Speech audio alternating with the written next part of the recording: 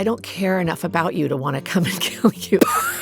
Like, you felt at the age of 7 that something was off. I didn't feel bad when I was quote unquote supposed to. Telling people about that was the quickest way to get into trouble. So I learned how to lie and manipulate and mask at a very, very young age. A sociopath is acting out because they are monsters. They're evil. They want to do harm. It was a coping mechanism. It was born out of necessity. You would break into houses, and the way that you describe walking into an empty home. The stillness of those homes matched the stillness in my head, and that equilibrium was like floating on water. It's always been so fascinating to me that the word sociopath evokes so much more feeling. How interesting. Isn't that interesting? There's so much emotion about it. I think that people want to believe, no, sociopaths are all evil. They're all monsters, which makes them easy to spot, so I don't have to worry that I'm sleeping next to one. That was fucking fascinating. Patric, Patric, as you take a slurp of coffee.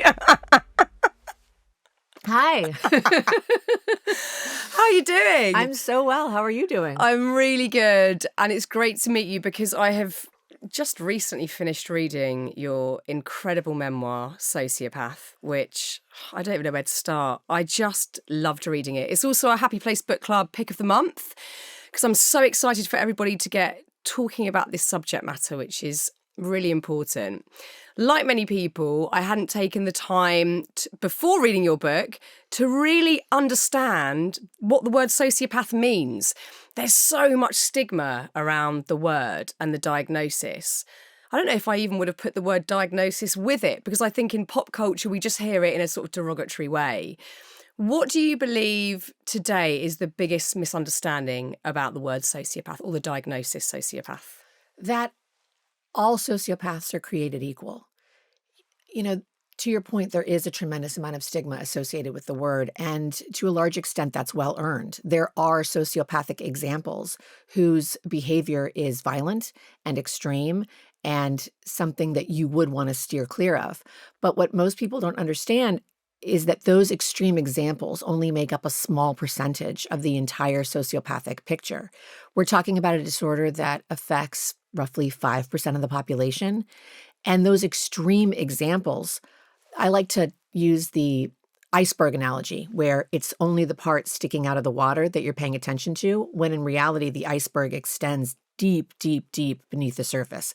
And I think the same can be said of sociopathy. So first of all, 5% is a lot of people. Yes. So that's why it's really important. And when you consider that most of the diagnostic interviews for sociopathy and psychopathy take place within the prison system, there's no way that number isn't much higher.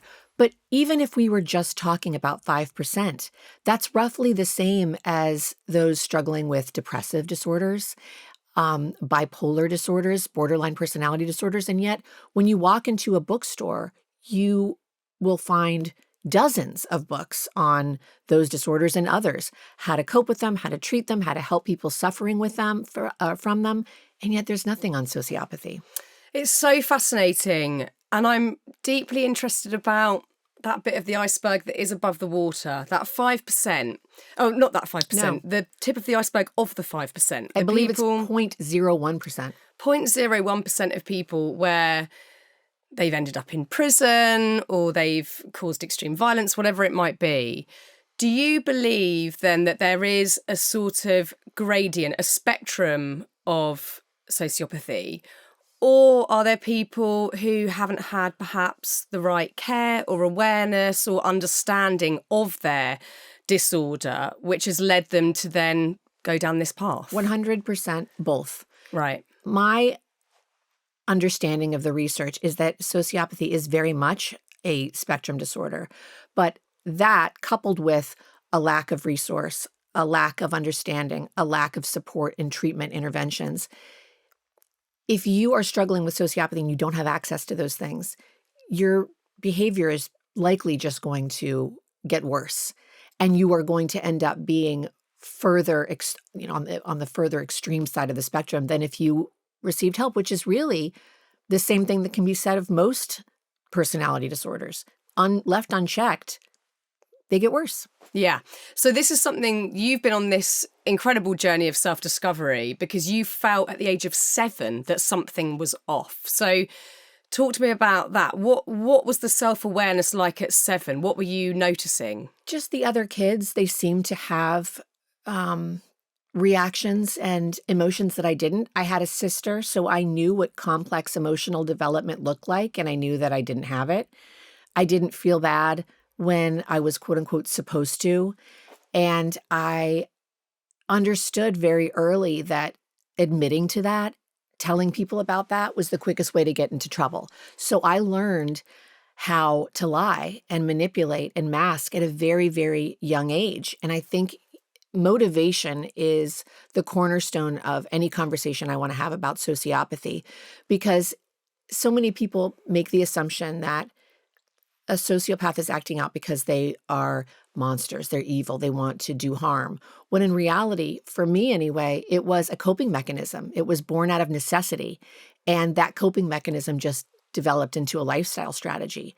I started hiding very early. I understood that saying things like, oh, I don't feel remorse and I don't feel badly about X, Y, and Z, that was the fastest way to have all eyes turned to me. And I didn't want that. I just wanted to slip beneath the radar and survive. I mean, this is the bit that I didn't understand before reading your book. How could you, though? No. Where we're... There's no literature. Yeah, there's not. There's nothing out there, Yeah. which is why I was just, it was game-changing to read. Understanding this apathy that you became aware of, even if the language wasn't there to sort of support what you were feeling, you had this apathy, and knowing that probably wasn't how you were supposed to be feeling, then created a pressure and a stress. Yes. And you would then act out within this sort of coping mechanism you'd created to get some sort of release, to feel something. So what might that have been when you were a kid? The different releases? Yeah, the way to get that sense of feeling. It could have been anything from knocking this glass of water off the table to something more extreme. In the book, I talk about assaulting a child. And again, I didn't want to hurt this kid. I wasn't consumed with thoughts of wanting to harm her or wanting to see her in pain. It was just one of those situations where the pressure had been building and it was a means to an end, which certainly doesn't excuse it. But I think that it explains it a little bit more. I wasn't the child who was seeking to hurt other children so much as I didn't have any other way to cope with this building tension. And in much the same way that someone with obsessive compulsive disorder can't really explain why doing some repetitive action helps them feel better, I couldn't explain why that made me feel better either. I just remember, and I talk about this in the book, sitting behind a little girl in class, and it was, take the barrette out of her hair and you'll feel better. I mean, it wasn't a conscious, it was just something I knew would help. And I took her barrette and I did. I felt better. And I can't tell you, I can tell you why now, but at the time I certainly couldn't have. Yeah, when I have super bad anxiety, it manifests in OCD behaviour. I never feel completely comfortable saying I've got OCD because sometimes there's nothing for months and months and months. But that made me completely understand it, because there's times where I have to go back into a room to move something, or I have to go to the toilet one more time before I can sleep. And I don't know why, but I do feel better, or a sense of calm or something after I've done that action. So I completely understood it. And I thought it was brilliant that you were, happy to talk about these situations, which would be deemed, socially inappropriate. But for us to understand that it wasn't you wanting to create pain, but it was this necessary release that you had to have. I was also fascinated about these home break-ins. You would break into houses, and the way that you describe walking into an empty home, I could almost feel it. Like, yeah, I get it. There's a sense of stillness that you couldn't seek elsewhere. So that must have been extraordinary, having an understanding that this isn't okay because people have told me, but I've got to do it. Yeah. And it felt exactly what you said. It was that stillness. And I think that the stillness of those homes matched the stillness in my head. And that equilibrium was like floating on top of water. And I remember before I started doing that regularly, making rules for myself. And one of the rules was I'm not going to take anything. But once I did it, I realized, oh, I would never take, it wasn't even something I considered.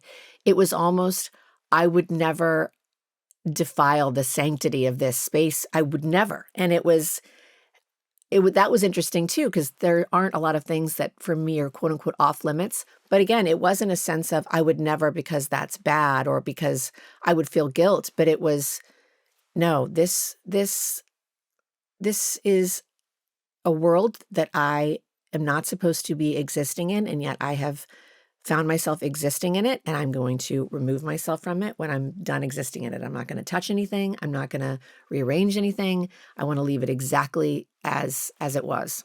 So it wasn't necessarily a moral compass driving that. It was your rules which worked for you. And that's something that I really had to figure out. When you don't have those internal checks and balances, you have to sort of create an external philosophy that works for you. And I remember I always liked the idea of balance, of karma, and thinking, all right, I'm doing these things that I know are quote unquote wrong. Just because I don't feel wrong about doing them doesn't mean that someone else wouldn't feel that they were wrong. So if I see something amiss, I'll fix it. If there was a stove left on, I'll turn it off. It was just my way of keeping things balanced. So there's also a huge element of fearlessness. You know, reading about you as a young child walking around the streets at night. I mean, that would terrify me now to do that. And then breaking into someone's home and there being risk that you could get caught.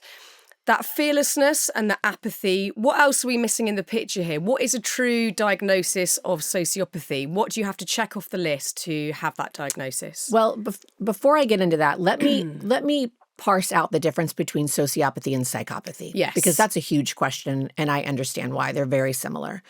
So psychopathy is very similar to sociopathy, but psychopaths are believed to suffer from brain abnormalities that we believe make it difficult for them to progress through normal stages of emotional development.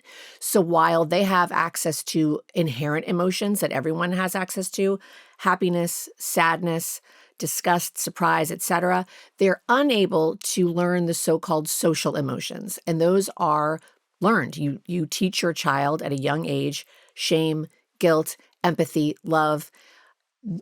Psychopaths appear to be incapable of learning those emotions. That is different from sociopathy. Sociopaths can learn the social emotions. They just learn them differently.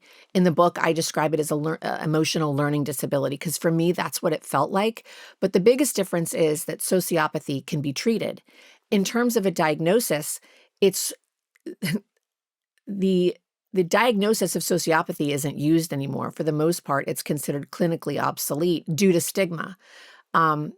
They recently recategorized sociopathy as secondary psychopathy, which I don't think does a lot to reduce the stigma. That makes it worse. I didn't make that decision. But not only did it not help with stigma, but it also further muddies the waters in terms of research, because there have been times where recently, I send someone research about this or that, and I have to preface it by saying, okay, this is a research study on psychopathy, but since they've recategorized sociopathy as secondary psychopathy, you kind of have to, it's tough. It really is. So a diagnosis of sociopathy today, as I understand it, it's going to be a milder form of psychopathy. So when you are assessed for psychopathy or sociopathy, you're given the psychopathy checklist. And this has been the gold standard for decades. This is the go-to test. It's a total score of 40, if I'm not mistaken. Psychopaths, I believe their scores between 30 and 40. And a sociopath is going to be right on the cusp or have a slightly lower score. A normal person would score a 4. Right. But and I go into this in greater depth in the book. And if I misquote myself, just let me know and I'll correct Everyone it. needs to go buy the book. Yeah. And they can read it. Yeah, because I might be getting the scores wrong. But essentially, sociopathy is a milder form of psychopathy. So you're going to see a lot of the same behaviors, but it's the motivation of those behaviors. It's the ability to be self-aware. It's the ability to course correct, learn from your mistakes. You will not see that in a psychopath. You will see that in a sociopath. So I'm very fascinated by this. So, and I'm asking this not only from your own personal experience, but also as a therapist yourself. With these learned behaviours that, you're saying here, it is treatable. You can learn to understand what's appropriate, what's not, but you can learn to understand how to be empathetic, for instance. Is there access to the actual feeling ever, or is that a no-go? I think so, because in my own experience, it wasn't until I started doing the research, I saw what little resources were available. And I remember the moment I started thinking, well, what are people like me supposed to do? And it dawned on me, hey, I think this is empathy. So it started as cognitive. And then I had that first feeling about other sociopaths. And it was sort of like a tree branch. From there, I was able to extend the branch to a different category of people. So at first it was just sociopaths, and then I was able to empathize with my husband on certain things. And you can learn, and it does develop into the quote unquote real feeling as much as I understand it. Again, I only have my interpretation of what neurotypical people feel, but I think it's, in my experience, very possible. It takes a minute to understand it cognitively first, and then give yourself a break if it doesn't happen right away. It sort of happens in unexpected moments. For me, it was, I can empathize with other sociopaths. Aha, okay, I am officially capable of feeling this. It's just, now can I extend this feeling to other people? Yeah. Wow. It's extremely hopeful, I think, for people that could be listening to this or will pick up your book and go, this is me. I'm completely relating to the apathy or the lack of access to these feelings, that it can be learned. But I guess having a diagnosis, or maybe even self-diagnosing to an extent, is helpful, so you can then make some change. I think it's helpful in that you feel you're not alone. So if you resonate with this personality type, the most important thing I want you to know is it's okay. You're not a lost cause. You're not a monster. You're not evil.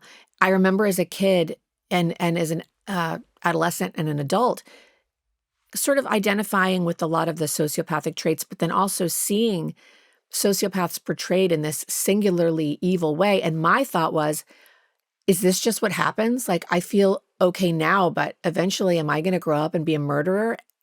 Even though I don't want to? That was really concerning for me. And I know that there are people on the periphery not knowing what's wrong, not knowing how to help their kid, their partner. And this book is a bridge to them to understand it's okay. There is nothing inherently immoral about having limited access to emotion. It's not what we feel, it's what we do. Yeah. I mean, one of your first encounters with the word was on a visit to a prison with your Uncle Gilbert. It's very atypical. Yeah. So you're in a prison, you're seeing the context of a sociopath in a cell. Mm-hmm. Yeah. How did that impact you? I remember, first and foremost, speaking of atypical, having an atypical reaction to his description of sociopathy or sociopath. I remember thinking, oh, wait, that sounds like me. And as odd as it sounds, feeling a little bit of hope. Like, does that mean there's a name? And does that mean that there are a category of people and maybe I can not end up in a prison? Because certainly not every sociopath ends up in prison. I remember that was my first instinct, like, oh, wait, so I'm not bonkers, or I am, but at least there's a name for what it is. And then seeing these men in the prison, I remember wondering if they were better able to control their compulsions because they were physically confined, and wishing that I could talk to them and ask them if they had ever felt pressure, or if they had ever, and I wanted to go down onto the floor and start having these conversations immediately. Of course, I wasn't allowed, but that was my first instinct, was to understand. So you almost visualized that cell being something that kept them safe or stopped them from getting in trouble. Yes, which is, of course, you know, I would never want to minimize the atrocity of being in a prison.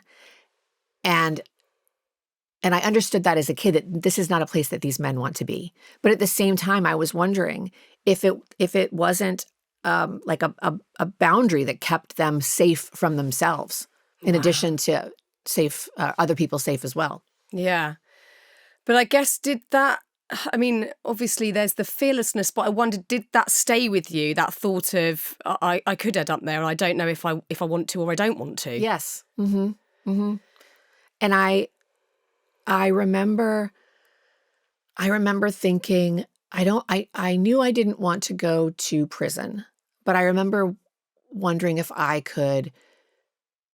there was a way for me to physically incapacitate myself. I remember thinking, if I broke an arm or a leg, would that keep me confined to an extent great enough to keep me from acting out on these compulsive, destructive urges? I mean, one of the next game-changing moments in terms of understanding yourself and not feeling alone was when you went to UCLA, and your professor mentioned the word sociopath and talked a little bit more directly to that topic. What did you feel in that moment? What impact did her sort of sounding that out have on you? Relief, which I understand is not what a neurotypical person would experience if they found themselves identifying with traits of sociopathy. But I remember having tried to look up the word, not being successful. I couldn't find a true definition for it. And when she started speaking about it and laid it out so clearly, I really got my first sense of, okay, now I know. Now we know what we're dealing with. And that logic helped take, or really the normalization of what I'd been feeling, took 80% of the air out of the balloon. Suddenly It was, oh, all right, I see what's going on here. This is what appears to be my brain trying to jolt itself into feeling. And it was my discomfort with apathy up until that point that had been driving a lot of this anxiety. The idea that if I don't either force myself to feel like other people or put on a very convincing act, all of the perks that come with society will be unavailable to me. And again, contrary to popular belief, I wanted to be a member of society. I might not be as pro-social as everyone else, but I wanted to have relationships. I wanted to have a house with a white picket fence. I wanted all that stuff. But I knew that I would not be able to get any of those things if I continued to steal cars and break into homes. And it was a strategy that needed to be improved. So this catalysed this, incredible journey through the huge lack of research that was there. When you went to the library and looked in the DSM, which is the Diagnostic and Statistic Manual of Mental Health Disorders, the word sociopath had been removed at this point. Is that correct? So why had it been removed and what was it replaced with? Because it really wasn't replaced with anything. And that's a common misconception, is that antisocial disorder replaced it, except you can't diagnose sociopathy with using the criteria for antisocial personality disorder. You can only diagnose sociopathy and psychopathy using the PCL. You can diagnose antisocial personality disorder using that criteria in the DSM. But when you're talking about that, the criteria for antisocial personality disorder is going to include things like multiple arrests, multiple stints in juvenile detention, expulsions, suspensions, impulse control, repeated acts of violence, no real ability to moderate or alter their behavioral patterns. And that wasn't me. I didn't meet that criteria. So it's really important that people understand that, because sociopathy and antisocial personality disorder are often used synonymously, but they really shouldn't be, because the diagnostic criteria for each of those is very different. Similar, but different. Yeah, so you wanted to rectify that and rightly so, dived into this subject matter to try and get a better understanding of yourself. Mm-hmm. And like you say, this cultivation of empathy to then help other people in a similar position. Mm-hmm. Was it around this time that you started to try and create some sort of rule book for yourself? Obviously you had in childhood, but this seemed to be the point where you started to sort of schedule mischief into your life to help have mini releases that stopped you from stealing a car or doing worse. Mm-hmm. And did that help for a period of time? Yes, it really did. And again, this really speaks to the power of the unconscious mind, because to some extent, I'd been doing this my entire life. I just wasn't aware of it. It wasn't until I was older that I really started piecing together that smaller acts of disciplined deviance would probably be safer than spontaneous larger ones. If I waited for the pressure to rise, I noticed that I tended to be more impulsive and I tended to be in less control of my behavior. And I didn't like that. So I started regulating. I called them my prescriptions. And I say in the book, the fact that I was, roughly acting like a lunatic never once factored into my, decision making, or the fact that I was, I've got this under control. Under control might have been, a little fast and loose for what I was doing.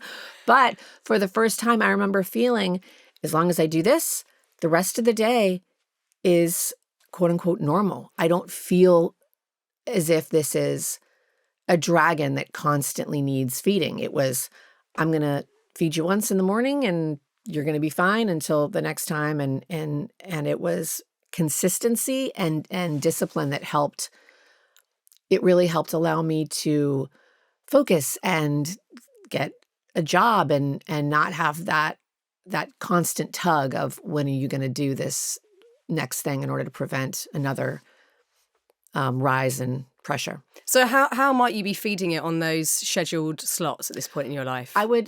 I loved to follow people. And again, because I never had any intention or drive to hurt them, I didn't consider that bad. I'm sure they wouldn't have loved it, or maybe they would have. I mean, who knows? It's not, again, the motivation was never nefarious. It was never, I'm going to follow this. And then as soon as she's not looking, no, it was, I'm really interested. I'm going to watch and I'm going to see, she's meeting this person and she's going to go, I wonder if this person has kids. And it was just something I wasn't quote unquote supposed to be doing, but it didn't register as bad to me. Same with the houses. I knew that it was not ideal, but at the time it was just, I got to do something. And I don't want anyone accidentally getting hurt in the process of this. So I'm just trying to do things that are solitary and and kept me away from people to a great extent. And at what point did you think, maybe this isn't working? Maybe I should look for something else? Well, after it had been going on for a long time, and I again, I knew that I wanted a relationship, but I also knew, like, how am I going to explain this? Like, just off to nick a car. Yeah, exactly. Back in an hour. 100%. And I was like, yeah, I have to make a decision. If I mean what I say and I want to be a member of society to the extent that I can be, I'm going to have to find ways to deal with this that are less anti-social and more appropriate. Yeah. I want to get onto those in a minute, but you mentioned relationship, and your husband David features heavily in the book because you met him as a teenager. And your initial reaction to the feelings you were having around him and being in his proximity as a teenager was surprising to you. You felt unsettled or confused by those feelings at that point? No, I just remember feeling really seen. And again, all I have is my interpretation of the neurotypical experience of love. But and I've been laughed at in the past for saying this, but my experience of love, which I understand to be just the be all end all of emotion, is my experience of that is just less emotional. And that tracks for when I was a kid meeting David. I knew that I had love for him, but they weren't these sweeping romantic feelings. It was more, I felt very seen. I felt very safe. I felt that this is someone that I could be my true self with, that if I did have a shot of having a relationship, it would be with someone like that, who I could confess my deepest, darkest urges, and they would not necessarily accept them and give me a high five as I'm walking out the door to nick a car, to your point, but at least isn't going to hold up a crucifix and start screaming as soon as I start confessing to these things. I mean, you confessed to him quite early on when you were teenagers, and he was extremely level-headed about your confessions. And that seemed to, well, it was undulating, but continued to an extent until you ended up marrying and having kids together. Is that something that in a marriage you have to keep talking about even today? I think so. But I think it's also very relatable. I think if you have any type of mental disorder, be it sociopathy or anxiety, you're so much better off talking about it, checking in so that your partner understands, and vice versa. I always made an effort to be hyper honest with David, and that was not always appreciated. But even today, I was talking about this with someone else, how I think it's really important to talk about things that are uncomfortable, including feelings about other people.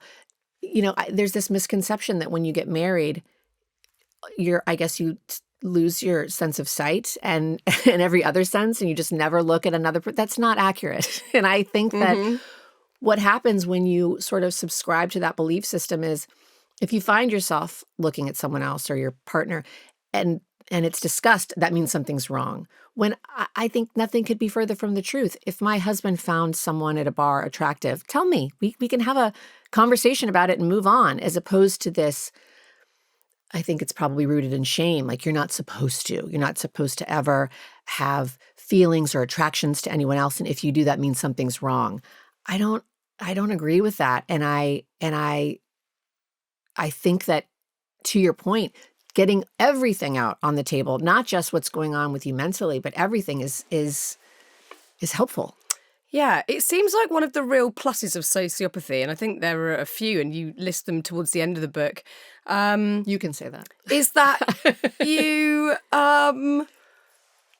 just pass the bullshit and go, well, everyone else is pretending here, and I'm just going to say the truth because, and actually morally, that's better, to be honest. And actually, you look at society and how we've created all these really strange rules around things like marriage, for example, and we're just sort of pretending, or we're bullshitting, or some people stay in marriages when they don't want to be, or whatever it might be.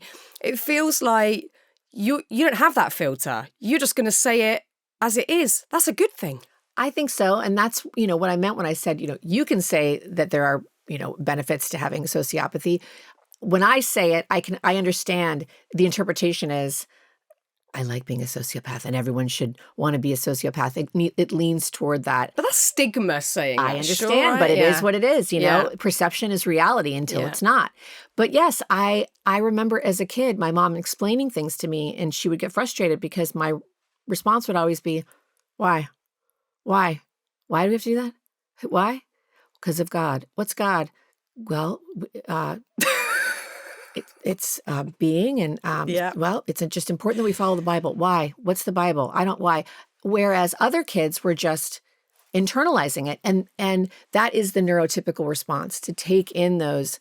We want our teacher to like us, right? Yes, we do. Why? Like, I don't. What is the point of this? So that does track for me as an adult. And again, it's not always appreciated.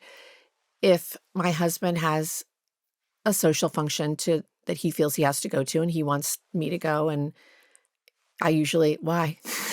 That's why what I'm like. I don't want to go anywhere. Exactly. It's not. But I like that there's that lack of a filter with stuff that we just go, oh, I guess I have to. I think, and there are other things in there that I thought, wow, how must it feel to not care how other people think about you? I care too deeply sometimes, and I think, oh God, this is such a drag that I'm wasting so much time and energy giving a shit about people I will never even meet. Think about me. Why am I doing this to myself? It's torturous. You don't have that. I don't, but I see it, I'm seeing it in you as you're talking about it. I see it on my friends' faces. And again, that's my bridge where I see myself, oh, I feel badly for them. I can't empathize, but I do. I feel genuine sorrow for the look of pain on your face or distress. And same with my friends when they're just so beaten down about fears over what someone's going to think or what someone's going to do. And which is not to say that I don't care about anything. Certainly I understand that actions have consequences and I don't want to cause anyone harm. But if there's nothing I can do about it, if someone doesn't like me, what do I care? I don't. Which is more logical than the majority of us that are people pleasing, I think. I think it's more logical what you're saying. And I don't know, you obviously don't have anything to compare it to, but I'm imagining it's freeing. You're not wasting all that time and energy sitting there going, oh, I shouldn't have said this and that was a bit weird and I shouldn't have done that, because it's not there. It's not. And I again, I see that struggle even with my husband to a certain extent. And that is very different from, I said something insensitive and this person is upset. You know, in an instance where I can see that I have taken a misstep, I might not be able to empathize with why that something I said upset this person, but it doesn't really matter. If this person is upset and I can see, then I'm happy to have a conversation and fix it. But certainly with people that I don't know, no. Like it's all a projection.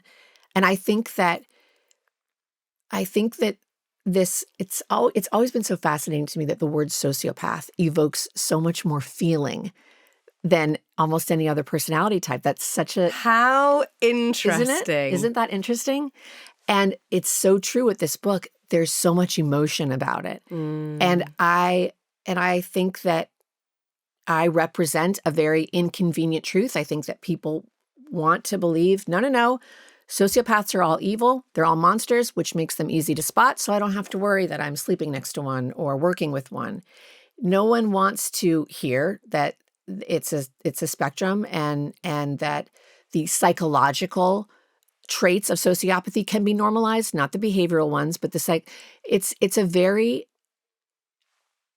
activating topic of conversation, which I found very interesting. Yeah, I mean, if there's 5% of the population walking around undiagnosed, we need to start using this terminology in a medical way, in a psychological way, rather than in a pop culture scary movie way. Because it's not helpful to be walking around like that. And actually, and I've seen you talk about this on videos, that this book is a book of hope. It's a book of hope to show that you can have a life with friends and family and a job and passion, and you can move through society just fine, but we've got to lose this stigma. And we also have to amplify treatment and research and resources.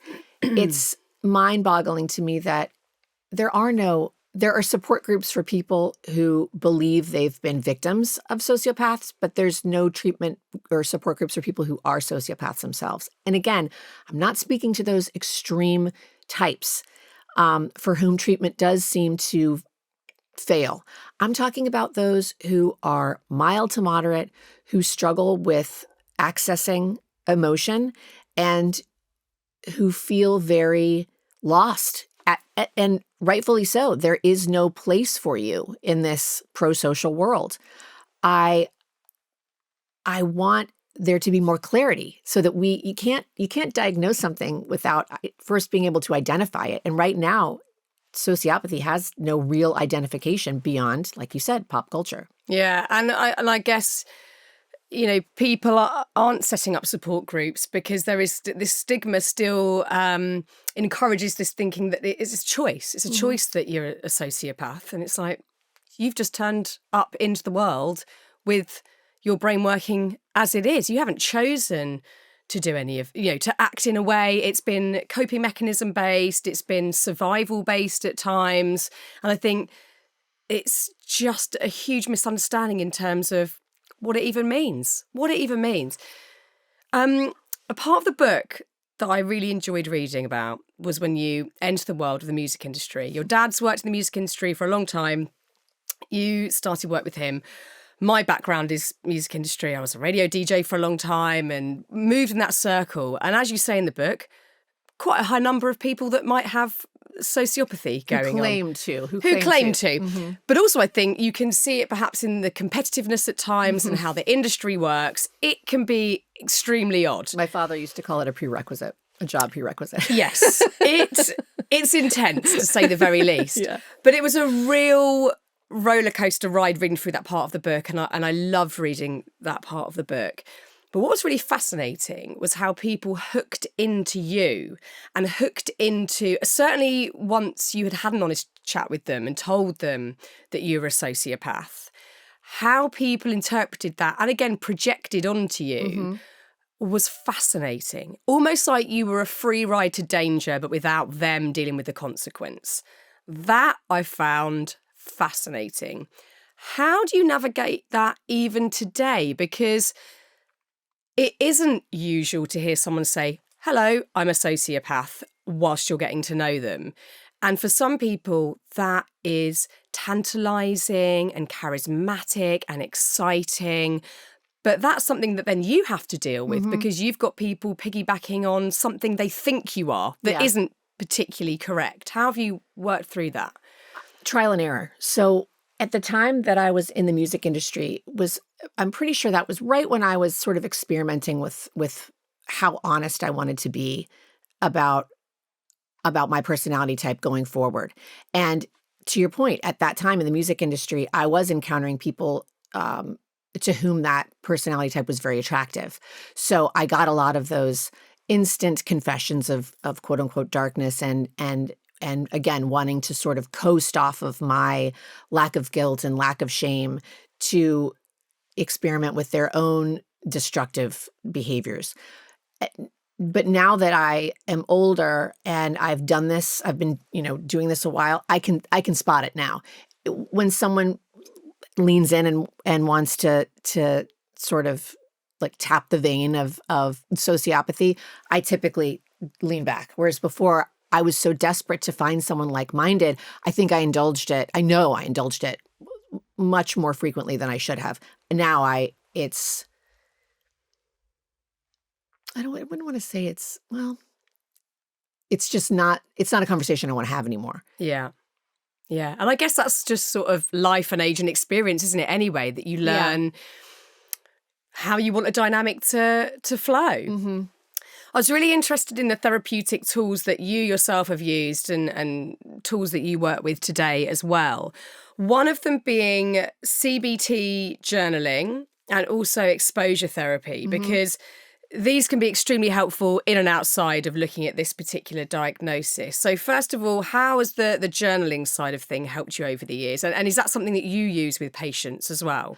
I am a huge believer in treat the behavior first. If you have someone that you're working with or in a relationship with who is acting out destructively, and that can be destructive behavior, but it can also be cutting or even restricted eating. I mean, anything destructive, anything doesn't have to be sociopathy. You handle the behavior first. And that's what I really liked about CBT was that it was a very common sense approach. Stop the behavior and then let's figure out what is contributing to the drive to commit that behavior. So for me, the reframing really helped, the cognitive journaling, where you take something, a belief system, and you isolate it. For me, it was, if I don't do small acts of deviance, I'm going to end up doing something really, really bad, was a big belief system that I carried my entire life. And until the day I was journaling and I said, write that down and then write a counter thought to it. Actually, there's no evidence that that's true. I am, however old I am at the time, and I haven't done anything, quote unquote, really bad. So it might just be that there are healthier coping mechanisms that don't involve destructive behavior. There's this logic reasoning. And certainly the exposure therapy is helpful. I know that that's helpful in terms of anxiety. And since there is anxiety associated with sociopathy, it works to the sociopathic anxiety in much the same way I suspect it works with neurotypical anxiety, where you're just exposing yourself to a stimulus that generates an unwanted response, and you keep exposing yourself to it until that response is altered.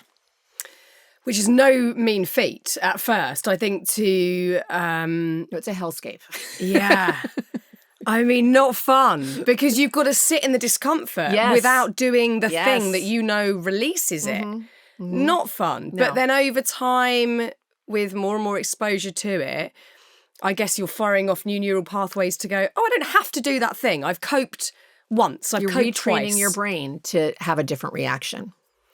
So what would you say is your main coping mechanism today to deal with the apathy or the anxiety that could come with the apathy? I have very little anxiety related to apathy anymore because I've come to accept my apathy. So when I feel apathetic, I just enjoy it now. Whereas before I felt, oh no, we got to fix this. We got to stop it. Now it's my most favorite place to be, in a little apathetic cocoon. Again, apathy doesn't mean I want to harm. Apathy, that's the assumption. If lack of feeling, that means they're coming to kill me. With all due, I don't care enough about you to want to come and kill you. My understanding is that murder requires a degree of emotion and certainly desire. And I'm tired. I don't care. And I think that, and understanding that, no, I'm not going to quote unquote grow up and kill somebody someday. Like, I am grown up and that doesn't happen. And I'm not even violent. We're okay. And as a result of that acceptance, the apathetic acceptance, the anxiety is reduced. Therefore, the behavior associated with that anxiety is reduced. So interesting. And the stress and anxiety that was due to the apathy before was social conditioning, would you say, that you knew you shouldn't feel apathetic? It was more that I'm going to be outed. I understand that the world frowns on people, quote unquote, like me. And most of us, according to the literature, end up in prison. And I don't want to end up in prison. So I need to find a way to act exactly like everybody else. Otherwise, I'm in trouble. And I don't really want to be in trouble. That sounds not liberating. Yeah. So it was selfishly motivated. And as was my PhD, I get a lot of credit for going back to school to learn how to help others. No, I went back to school to learn how to help myself, first and foremost. The fact that I was required to log these hours and I ended up working with people, that was a gift I was ultimately happy to receive, but I didn't want to do that. And again, all of these things that we're talking about, the resources, the education, I am very clear in who I am, which is a white woman of privilege. I wouldn't have gotten away with a lot of these things had I been a different race, a different gender. I had resources to go to college. I had the resources to go to therapy and to stay in therapy. Sociopathy is sociopathy, but how that is experienced really varies based on gender, race, and socioeconomic stratas. And I cannot stress that enough, that if you don't have the ability to help yourself, there's nobody else that is out there to help you for this. Yeah. Yeah. I mean, you say on the back of the book, I'm a criminal without a record. I'm a master of disguise. I've never been caught. I've rarely been sorry. I'm friendly. I'm responsible. I'm invisible. I blend right in. And like you say, you could have so easily been caught. Oh, I should have been caught, but I wasn't. And it's just luck and privilege. But when I understand why that blurb was pulled, it's very like poppy, like people. But when I read that back or hear you read it to me, every single thing in there is true, but it's true from a perspective that I don't think people understand. I am a master of disguise. I am a criminal without a record, but I don't get off on that. I wasn't driven by the bloodlust that is believed to be associated with so many sociopathic behaviors. It was something born out of necessity that developed into a lifestyle that was necessity that I needed to survive. And what I think is really liberating is that has changed over the years with your own self-awareness and research and study. You've understood there are better ways and that there are really healthy ways for you to live your life and have a family and a job and all of the things that everybody hopes for as they're moving through the world. It is possible. And that's why I think the memoir is extremely powerful, because you're showing that with your true life story. If someone is listening to this and it's really resonating for themselves or a partner or a friend or a child, what can they do at the moment? Because the resources are still limited. Help is scarce. What can you do? Provide space to have the conversation. Because for me, the normalization of the way I was feeling or lack of the way I was feeling really helped me feel less stress. And I think that, if you were married to someone who walked up and said, need to have a conversation, I don't feel any empathy and I don't feel any guilt about bad things I do. I mean, your first reaction would probably be fear. And I think that maybe reframing that as a conversation that is allowed to be had. Again, we're not normalizing antisocial behavior. We're normalizing reduced access to emotion. I was at an event recently where I sat, a therapist in the audience asked a question, and I wish I could remember her name because I would love to give her credit for it. But she had spoken of her own struggles dealing with people who fit this personality type. And she said, I wish that we could rename this low affect disorder, and low internalized emotion disorder. And I remember thinking, what a great idea, because that's really what we're talking about. Not the classic sociopath or sociopathic behavior, but let's deal with what's going on up here. What's driving that behavior? What's contributing to those compulsions? If you had a kid who you felt resonated with these descriptors, I would give that kid permission. Let's talk about how you experience emotion, and don't worry about how I'm feeling. Don't worry about what's going on with me. How do you feel when X, Y, and Z happens? And don't have the pearl clutching response if that kid says, I actually feel nothing, I don't care. Allow that child or that friend or that spouse to feel accepted within that conversation. That's the first thing I would recommend. Without a doubt, it's just getting rid of the stigma and talking about this in a non two-dimensional way, which is what we've been presented sociopathy to be, is this sort of two-dimensional, sensationalized experience where we're only really seeing the impact rather than all the stuff that came before the action, all of the cognitive behavior, whatever it might be, or whatever's caused that tension. When we haven't seen any of that. And that's why I found this book so interesting, and I'd like to learn more about this subject matter. It certainly feels like the start of my journey of looking into this subject and learning more. And I'm really grateful to have had this chat with you today, Patric. Thanks so much ace. for having me. I really appreciate it. I really do. Thanks, Patric. Thank you.